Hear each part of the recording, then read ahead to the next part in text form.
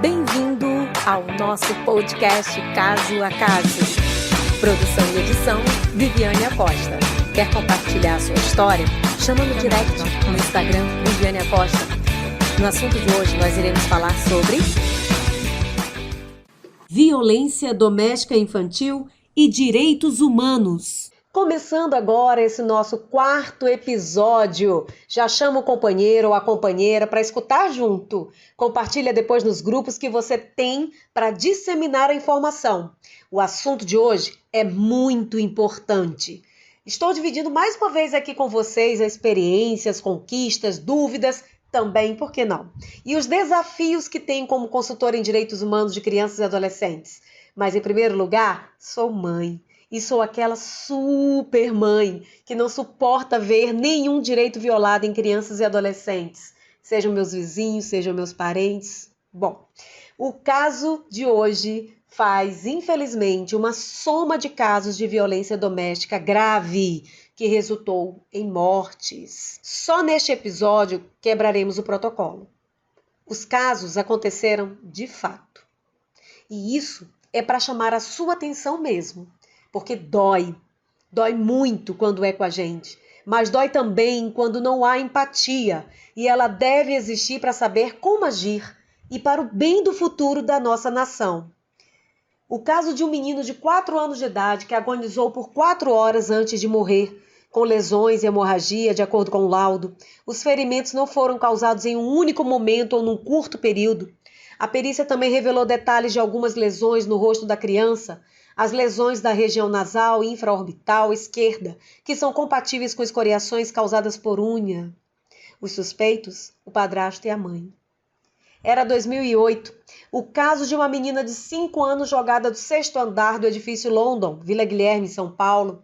O caso gerou grande repercussão no Brasil e o pai e a madrasta da criança foram condenados por homicídio doloso qualificado. Em 2014, ele só tinha 11 anos de idade. E por meio de uma superdosagem do medicamento midazolam, que lhe foi dado pela madrasta, a criança veio a falecer. O corpo dele foi encontrado 10 dias depois numa cova feita no matagal. Foram acusados e condenados pelo crime o pai, a madrasta, a amiga dela e o irmão desta. Em maio de 2014, a Lei Menino Bernardo, chamada pela imprensa da Lei da Palmada, foi sancionada em sua homenagem. Fiquem em paz, Henri Borel, Isabela Nardoni, Bernardo Boldrini e tantos outros casos de crianças e adolescentes espalhados pelo Brasil que também não tiveram o direito de viver. Eu vou chamar agora o meu convidado especial. Eu digo sempre que ele é o meu eterno chefe. Ele, que foi coordenador da Política de Fortalecimento dos Conselhos da Secretaria de Direitos Humanos da Presidência da República e é coordenador do Simpósio Nacional de Fortalecimento do Sistema de Garantia de Direitos. Marcelo Nascimento. Olá, Vivi. Bom, primeiro que nós precisamos compreender, que mesmo após 31 anos do Estatuto da Criança e do Adolescente, que completa esse ano em 13 de julho, nós temos ainda diversas, milhares, centenas de crianças e adolescentes que ainda vivem sobre a ótica da violência, principalmente essa violência que diz que é para educar, mas é uma violência que mata, que deixa marcas, que atrapalha o estudo das crianças e adolescentes vítimas de violência. Então nós precisamos ainda, mesmo depois de ter a normativa legal, nós precisamos enfrentar de peitos abertos a violência cometida contra as crianças dentro de casa. Realmente, nós temos ainda um grande número de crianças que são as crianças invisíveis, que são aquelas crianças que não aparecem nas pesquisas, que não aparecem nos índices. Então, há um grande trabalho pela frente e aí é uma convocação a todo o sistema de garantia de direitos para que nós possamos, juntos, todos nós, enfrentar o silêncio em que estão submetidos as crianças e os adolescentes vítimas de violência. E com a pandemia, isso se agrava. Verdade, Marcelo. A gente tem assim o conhecimento que muitos dos casos que acontecem, intrafamiliar, esses casos de violência, tem acontecido, óbvio, né, dentro da família e principalmente quando se leva assim, numa situação financeira e familiar. A gente sabe que isso é difícil, né? Que é difícil lidar com essa situação. Não é só a minha casa, a sua casa, é a casa do meu vizinho, a casa de parente nosso. Todo mundo sabe que a situação não tá boa para ninguém. Mas paciência e compreensão é fundamental na vida de uma família, né? A compreensão ela tem que reinar acima de tudo. Agora nós, que nós também somos pais, o que que a gente pode falar nesse momento de desespero, né? Para alguns pais que ficam desesperados mesmo, para que eles não descontem essa raiva nos seus filhos nesse momento de caos financeiro. Olha, são duas coisas muito importantes. Primeiro é separar a educação da raiva. Uhum. Esse é o primeiro, até porque quando você usa de força, né, para educar, você não tem um controle desta força, você não sabe qual é a força utilizada. Verdade. Né? Então, essa é a primeira questão. E bater também vira um vício. Verdade. Né? Ainda que os pais não se façam desta forma, mas bater, certamente, se for estudar, né, tem o porquê, né, desta agressão para o seu filho com aquela lógica de educar. E aí eu quero trazer uma reflexão que é séria, né, que é os dados da Sociedade Brasileira de Pediatria.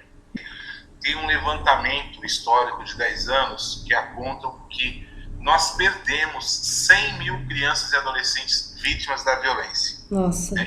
E é importante que nós possamos refletir sobre os dados para achar soluções. E a solução é que todas as crianças possam viver livres de violência. São 100 mil. Considerando o Brasil, que você tem 4 mil municípios abaixo de 20 mil habitantes, significa que nós ceifamos, enquanto sociedade, 5 municípios cheios de crianças e adolescentes. Meu e aí Deus do céu. tem que se observar esses dados. Sim. Porque são muitas crianças e adolescentes. E aí nós temos alguns casos, e você trouxe, que foram casos que foram para a mídia, mas e as crianças e adolescentes invisíveis? Isso que eu coloquei também no início. E outros casos, né, de crianças e adolescentes que fica no anonimato, que a gente não sabe, né? Isso mesmo. E aí? Quantos mais, não é isso? Exatamente. Quantos mais? Perfeito, Marcelo, perfeito. A história da criança e adolescente no Brasil ela é muito triste, né? Esse público infanto-juvenil não era considerado sujeito de direito por muitos anos. Eles eram vistos como mero objeto dos adultos. A história é cercada de violência, maus tratos, discriminação, e a gente precisa ter o que você acabou de falar, esse olhar mais sensível quando se fala em criança e adolescente, né? Eles estão em desenvolvimento e quem tem que proteger não pode violar. O artigo 227 da Constituição Federal que traz esses direitos e, como nós bem sabemos, o Estatuto da Criança e Adolescente, né, que nos dá essa total base para poder falar do dever, da responsabilidade dos pais, da comunidade, da sociedade e do poder público em garantir, de fato, que todas as crianças e adolescentes sejam tratados e reconhecidos como sujeito de direitos e que esses direitos sejam de fato efetivados, como você acabou de dizer também, que é a Lei da Proteção Integral, né? Ô Marcelo, vale lembrar aqui que há uma série de políticas sociais para proteger criança e adolescente. Acolhimento sigiloso para famílias que precisam sair de casa devido à violência, e falando mais tratando sobre os direitos humanos em geral, né? A proteção de crianças e adolescentes ameaçados de morte, a transferência de renda para mulheres chefes de família, a aplicação da Lei Maria da Penha, que além de punir o autor da violência, impõe um distanciamento aí físico, né? Para que o agressor não se aproxime novamente da vítima. Mas além dos canais de atendimento por telefone e internet, que permanecem ativos todos aí na pandemia, a gente tem que fazer a nossa parte, não é isso? E aí nós caímos numa lógica, né, que é muito importante quando compreendemos a importância das políticas públicas como garantias de direitos, né, os direitos que estão constitucionalmente garantidos, só que eles precisam ser materializados. Exato. E aí, observando as políticas públicas, elas ainda são em números, os números ainda são pequenos tendo em vista a grave crise de violência que nós vivemos, né? Sim. E aí eu quero destacar a Lei Menino Bernardo, né? Porque a Lei Menino Bernardo, ela traz uma obrigação ao poder público local, né, de criar programas para que os pais possam aprender a criar os filhos sem violência. Né?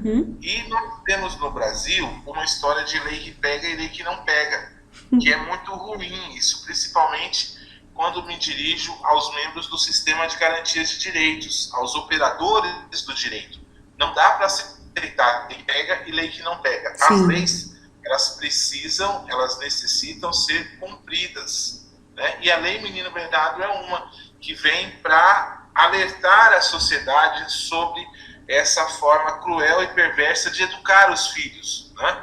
Porque no Instituto de Educar, aí bate-se. Aí você tem a violência e muitas dessas crianças e adolescentes não têm uma segunda chance. Né? Elas perdem a vida para a violência. E essa violência que deveria ser evitada. E aí é muito grave, porque você tem os casos que vão para a mídia e você tem todos os outros demais casos de violências contra criança e adolescente que não vão para a mídia, mas que nós precisamos alertar a sociedade, pais, mães responsáveis, avós, tios, sobrinhos, né, que tem que dar um basta nessa violência. Dar um basta na violência tem que ser uma tarefa de todos nós, não é uma tarefa isolada neste momento, mas é uma tarefa de todos nós. Sabe por quê? O artigo 227 da Constituição Federal, ele começa no caput do artigo dizendo assim, ó, é dever da família, da sociedade e do Estado. Então, nós somos a família, somos a sociedade ou estamos no Estado. Então, nós todos precisamos, neste momento de tanta violência, arregaçar as mangas, né, e combater a violência. Sim. Não aceitar a violência. E você dá um passo muito importante, né, trazendo esses podcasts para que nós possamos, enquanto sociedade, refletir. É isso, gente, estou emocionada aqui porque é isso, é uma luta constante, é uma luta diária que a gente tem que ter, né? Eu aqui no Rio, você em São Paulo e tantos outros também que estão fazendo a sua parte, mas nós ainda somos assim um número pequeno, né? Mas a gente tem que levar isso, tem que levar realmente a importância disso tudo, a informação, para que toda a população esteja atenta, conheça os canais de denúncia, não se cale diante da violência. E eu sei que cabe ao governo também garantir a continuidade desses serviços de proteção à criança e adolescente. Olha, que bom que você está hoje aqui comigo, Marcelo. E que todos nós possamos ser menos críticos e sim atuantes para trazer uma resposta para o futuro dos nossos pequeninos, para que não se tenha mais direitos violados. É uma luta árdua, mas essa luta ela não pode ser isolada. Essa luta tem que ser uma luta de todos nós. À luz de que não dá mais para aceitar tanta violência. Né? Não podemos aceitar um número tão grave, né? 100 mil crianças e adolescentes em 10 anos. Então nós não podemos esperar mais 10 anos para mudar esta realidade de criança e adolescente. O primeiro passo é que todos nós precisamos reconhecer que a criança e adolescente é sujeito de direito, né? E que eles estão na sua idade de desenvolvimento, que essas idades elas precisam ser respeitadas. O Estatuto traz também a participação da criança e adolescente. Isso começa na família, o direito à participação, Sim. O direito de ser ouvida, compreendida, né, e buscar soluções que não seja a violência. A violência não pode ser nunca o caminho. Esse é um grande desafio que está posto a todos nós, né, seja nós enquanto filho, enquanto pai, enquanto pessoa, enquanto cidadão, cidadã, nós precisamos mudar a violência deste país. Sim. Ou melhor, nós precisamos combater a violência neste país. E ela começa combatendo a violência contra as crianças e os adolescentes. E aí tem um instituto, que é o Instituto da Denúncia, que é muito importante que a sociedade conheça os canais de denúncia e que tenha coragem. Porque quando eu denuncio, eu posso estar salvando a vida de uma criança e adolescente. Né? Se talvez houvesse a denúncia no caso da criança Henry, talvez ela não tinha perdido a sua vida e tantas outras crianças e adolescentes. Então é muito importante que as pessoas conheçam os canais de denúncia, né? Se estiver acontecendo, pode ser o 90, a Polícia Militar. Se já aconteceu, você pode ligar Disque 100, né? Você pode procurar o Conselho Tutelar mais próximo da sua casa, você pode procurar a Delegacia de Polícia Civil, mas o importante é que você conte para as autoridades o que está ocorrendo com uma criança e um adolescente, para que as intervenções possam ser realizadas imediatamente, que o Conselho Tutelar possa aplicar as medidas de proteção a essa criança e esse adolescente, e que nós juntos mudamos essa realidade. Não espere o amanhã. Se você conhece uma situação de violência contra a criança e adolescente, denuncie, né? Eu sou ex-conselheiro, eu sou do direito, denuncie. Isso. Denuncie para que essa criança possa ter as suas medidas, para que essa criança possa ter proteção. Não espere mais um caso passar na Rede Globo, no Fantástico, nos jornais. Não espere, não vamos mais esperar. Vamos atuar antes. E a atuação antes é que toda a sociedade possa denunciar. A denúncia salva vidas. Muito obrigado. Que todos nós possamos ser menos críticos e sim atuantes para trazer uma resposta para o futuro dos nossos pequeninos, para que não se tenha mais direitos violados. Este bate-papo maravilhoso eu tive agora com meu amigo Marcelo Nascimento e que vai ficar registrado aqui no nosso podcast. Compartilha com os amigos, mostre que você se importa, faça a diferença. Até o próximo podcast!